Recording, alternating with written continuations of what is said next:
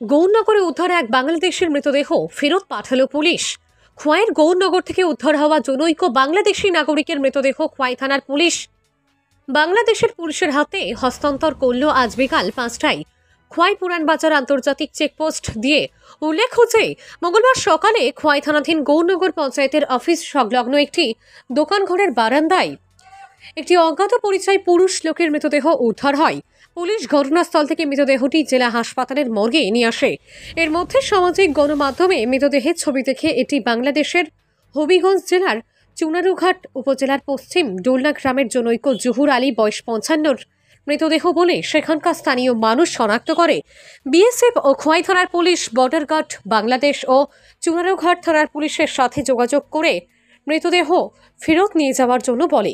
এদিকে খোয়াই জেলা হাসপাতালের মর্গে মৃতদেহ তদন্তের শেষে বিএসএফ ও খোয়াই থানার পুলিশ এবং বর্ডার গার্ড বাংলাদেশ ও চুনারুঘাট থানার পুলিশের প্রশাসনিক কাজকর্ম শেষে মৃতদেহ খোয়াই পুরানবাজার আন্তর্জাতিক চেকপোস্ট দিয়ে কফিনবন্দি মৃতদেহ তুলে দেন পুলিশ। খোয়াই থেকে সৌরভ ভৌমিকের রিপোর্ট, আরটিভি ত্রিপুরা। আমরা মূলত আসছি যে আমি হচ্ছি এই যে খোয়াই পাশের যে ইউনিয়ন গাজীপুর ইউনিয়ন চুনারঘাট উপজেলা চুনারঘাট থানা হবিগঞ্জ ডিস্ট্রিক্ট। তো আমি এই গাজীপুর ইউনিয়নের চেয়ারম্যান।